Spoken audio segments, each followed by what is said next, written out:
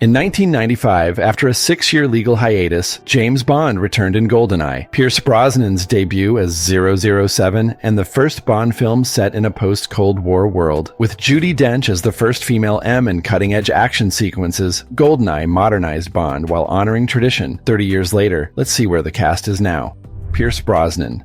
Born May 16, 1953, in Drogheda, Ireland, Pierce Brosnan was 42 when he finally became James Bond in GoldenEye, a role he'd almost secured in 1986 before Remington Steel contract issues intervened. Abandoned by his father as an infant and raised by relatives, Brosnan overcame hardship to attend Drama Centre London. His stepfather took him to see Goldfinger at age 11. Brosnan brought elegance and emotional depth to Bond, making GoldenEye the highest-grossing Bond film to that point. He continued as 007 for 3 more films, balancing Connery's toughness with Moore's charm, while earning approximately $48 million across his 4-film tenure. While playing Bond, Brosnan diversified into other genres. He'd already shown range opposite Robin Williams and Mrs. Doubtfire, and continued with the disaster thriller Dante's Peak and the stylish heist remake The Thomas Crown Affair. After departing the Bond role in 2004, he surprised audiences by earning a Golden Globe nomination for the dark comedy The Matador, then singing alongside Meryl Streep in Mamma Mia. More recently, he's embraced superhero films, playing Dr. Fate in Black Adam. Tragedy has marked Brosnan's personal life. His first wife, Cassandra Harris, died of ovarian cancer in 1991, and her daughter Charlotte succumbed to the same disease in 2013. He found happiness again with journalist Keely Shea Smith, whom he married in 2001. Now 71, Brosnan continues working steadily in films like Black Bag and the crime series Mobland. With an estimated net worth of $200 million, he remains beloved as the man who saved 007.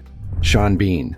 Born April 17, 1959, in Sheffield, England, Sean Bean was 36 when he played Alec Trevelyan, Bond's traitorous former partner. Growing up working class despite his family's later wealth, Bean's childhood accident ended his football dreams and redirected him toward the stage. He graduated from the Royal Academy of Dramatic Art in 1983. Bean auditioned for Bond himself, but lost to Brosnan. Impressed by his talent, producers reimagined the villain role specifically for him, transforming an older mentor figure into Bond's peer in Dark Mirror. Bean's scarred Trevelyan became one of the franchise's most personal villains, with genuine friendship curdling into bitter betrayal. Before GoldenEye, Bean had already become a UK household name, playing Richard Sharp in the Napoleonic-era military series. Author Bernard Cornwell was so impressed that he rewrote the novels to match Bean's Yorkshire background. International stardom arrived when Peter Jackson cast him as Boromir in the Lord of the Rings trilogy. Bean famously hiked to remote mountain locations in full armor rather than take helicopters, revealing his intense fear of flying. Bean's career has been marked by memorable deaths, over 20 on-screen demises that became a running joke among fans. His portrayal of Ned Stark in Game of Thrones shocked viewers when the apparent protagonist was executed at Season 1's end, demonstrating his ability to subvert expectations. More recently, he won a BAFTA for playing a vulnerable prison inmate in Time. Now 65, Bean has been married 5 times and has 3 daughters. A devoted Sheffield United supporter, he sports a 100% Blade tattoo. In 2025, he stars in BBC's This City Is Ours.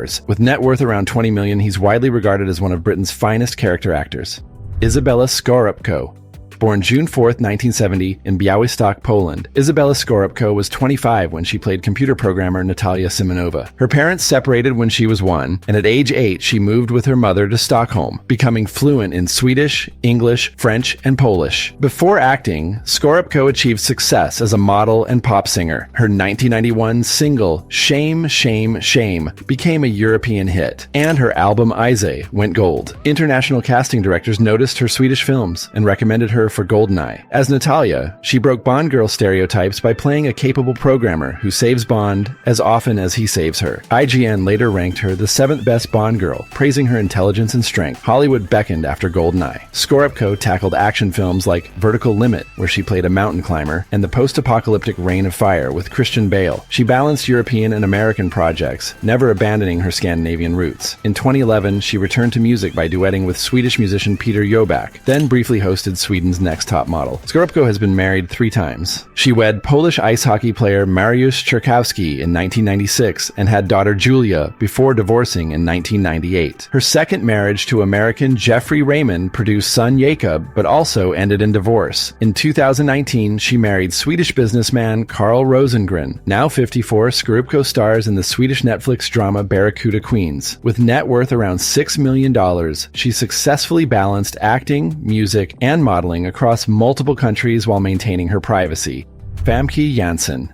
Born November 5, 1964 in Amstelveen, Netherlands, Famke Janssen was 31 when she played Xenia Onatop, GoldenEye's sadistic assassin who kills victims by crushing them with her thighs. Fluent in Dutch, English, French, and German, Janssen moved to the United States in the 1980s to model for Chanel and Victoria's Secret before studying literature at Columbia University. Janssen's Xenia Onatop became one of Bond's most memorable henchwomen. Originally offered to Ute Lemper and considered for Courtney Cox, role went to Janssen after producers saw her in supernatural thriller footage. She brought dark humor and genuine menace to the Georgian fighter pilot turned assassin, creating a character both seductive and terrifying. Esquire ranked her among the top Bond villains, calling her performance heart-stoppingly attractive and legitimately terrifying. After GoldenEye, Janssen deliberately sought varied roles to escape Bond girl typecasting. She appeared in films with Woody Allen, Robert Altman, and other acclaimed directors. Her career transformed when she landed the role of Dr. Jean Grey in the X-Men franchise, playing the powerful mutant across 3 films and earning a Saturn Award. The superhero role brought her mainstream recognition and led to another action trilogy as Liam Neeson's ex-wife in the Taken films. Television became increasingly important to Janssen's career. She spent 7 years on the plastic surgery drama Nip Tuck, then starred in the Netflix horror series Hemlock Grove. More recently, she appeared in the legal thriller How to Get Away with Murder. In 2011, she made her directorial debut with Bringing Up Bobby, which she also wrote and produced. Now 60, Janssen has come full circle by starring in Amsterdam Empire, a 2025 Dutch-language Netflix crime drama, her first major role in her native language. She also serves as executive producer on the series. Appointed a UN Goodwill Ambassador for Integrity in 2008, she remains active in both European and American productions. Janssen has spoken about feeling misunderstood in Hollywood, emphasizing her working-class roots despite the glamorous image.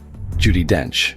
Born December 9, 1934, in York, England, Judi Dench was 60 when she became the first female M in GoldenEye. After training at the Central School of Speech and Drama, she made her professional debut in 1957 as Ophelia. She spent decades establishing herself as one of Britain's greatest stage actresses, winning acclaim with the Royal Shakespeare Company long before Hollywood came calling. Dench's M was inspired by Dame Stella Rimington, who'd become MI5's first female head in 1992. The character's famous rebuke to Bond, calling him a sexist, misogynist dinosaur, a relic of the Cold War, set the tone for a new era. What began as a 3-day role in GoldenEye expanded over subsequent films, reaching 14 days of shooting on The World Is Not Enough. Dench brought gravitas and understated warmth, making M feel indispensable rather than interchangeable. Remarkably, Dench played M in 8 Bond films spanning 2 different continuities, from Brosnan through Daniel Craig's tenure. She remained the franchise's only actor to bridge both eras, appearing through Spectre in 2015. When her character was killed in Skyfall, Dench admitted disappointment. She'd hoped to continue indefinitely. While playing M, Dench achieved extraordinary heights elsewhere. Her 8-minute performance as Queen Elizabeth I in Shakespeare in Love won the 1998 Oscar for Best Supporting Actress. She went on to earn 7 more Oscar nominations across diverse roles, from Queen Victoria in Mrs. Brown to an Irish mother seeking answers in Philomena. Along the way, she collected 6 BAFTAs, a Tony Award, and 7 Olivier Awards, more than any other performer. Now 90, Dench has retired from acting due to macular degeneration diagnosed in 2012. By November 2025, her vision had deteriorated to the point where she could no longer read or recognize faces. Her final role was in Alleluia, released in 2023. Widowed in 2001 after 30 years of marriage to actor Michael Williams, she has daughter Finty Williams and was made a dame in 1988. She remains Britain's most decorated actress.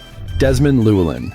Born September 12, 1914 in Newport, Wales, Desmond Llewelyn was 80 when he appeared as Q in GoldenEye. Son of a coal mining engineer, Llewelyn attended Radley College, where he worked in theater productions. Despite family pressure towards safer careers, he pursued acting at the Royal Academy of Dramatic Art. World War II interrupted everything. Commissioned as a second lieutenant in the Royal Welch Fusiliers, he was captured near Dunkirk in 1940 and spent 5 years as a prisoner of war, including time at Colditz Castle after an escape attempt. After the war, Llewelyn resumed his acting career in small roles until landing Q in From Russia with Love in 1963. He would play the Gadget Master in 17 Bond films over 36 years, every entry except Live and Let Die. Q became beloved for berating Bond about destroyed equipment while providing ingenious weapons and vehicles. Despite playing a technical genius, Llewelyn admitted he was totally lost in the world of technology. His total screen time across 17 films barely exceeded 30 minutes, yet he became the franchise's longest-serving actor, working with 5 different different Bonds. In GoldenEye, Q introduces John Cleese's character R, planting seeds for succession. By The World Is Not Enough in 1999, Q's final line to Bond, "Always have an escape plan," proved poignant. Llewelyn stated he'd continue playing Q as long as the producers want me and the Almighty doesn't. He published his autobiography in November 1999. Tragically, just 3 weeks after The World Is Not Enough premiered, Llewelyn died in a car crash on December 19, 1999. Driving home from a book signing at age 85, his car collided head-on with another vehicle. He was airlifted to hospital but died from massive internal injuries. Married to Pamela Mary Pantlin for 61 years, they had 2 sons. John Cleese succeeded him as Q, followed later by Ben Whishaw in the Craig era.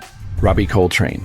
Born Anthony Robert McMillan on March 30th, 1950 in Rutherglen, Scotland, Robbie Coltrane was 45 when he played Valentin Zhukovsky, the Russian mafia boss and former KGB agent in GoldenEye. Son of a doctor and teacher, he attended Glasgow School of Art before pursuing comedy, adopting the stage name Coltrane in tribute to jazz saxophonist John Coltrane. British television audiences knew Coltrane from sketch comedy series like Al Fresco, where he worked alongside Hugh Laurie, Stephen Fry, and Emma Thompson. His breakthrough came playing criminal psychologist Dr. Fitz in the gritty drama Cracker, earning 3 consecutive BAFTA awards for Best Actor. In GoldenEye, his Zhukovsky, a former KGB operative shot by Bond years earlier, now running St. Petersburg's criminal underworld, combined humor with genuine menace. Producers brought the character back for The World Is Not Enough. GoldenEye opened Hollywood's doors for Coltrane. J.K. Rowling personally selected him for Rubeus Hagrid in the Harry Potter films, reportedly answering the casting question with Robbie Coltrane for Hagrid in one breath. He played the beloved half-giant gamekeeper in all 8 films, introducing himself to global audiences. The role came at his children's urging. The 6'1" actor initially hesitated before embracing what would become his most famous character. Coltrane's personal life included struggles with alcohol and obesity, prompting treatment in Mexico in 1986. He married sculptor Rona Gemmel when she was 18. They had son Spencer and daughter Alice before divorcing. Made an OBE in 2006, he received a BAFTA Scotland Award in 2011. Coltrane died October 14, 2022, at age 72 in Forth Valley Royal Hospital. He'd suffered from osteoarthritis in his final years, using a wheelchair and enduring constant pain. His death certificate listed multiple organ failure complicated by sepsis, respiratory infection, heart block, and type 2 diabetes. When he filmed his final Harry Potter reunion appearance in January 2022, he was already ailing but determined to achieve closure with his cast. GoldenEye revitalized the Bond franchise for a new generation. Made for $60 million, it earned $350.7 million worldwide and spawned the revolutionary GoldenEye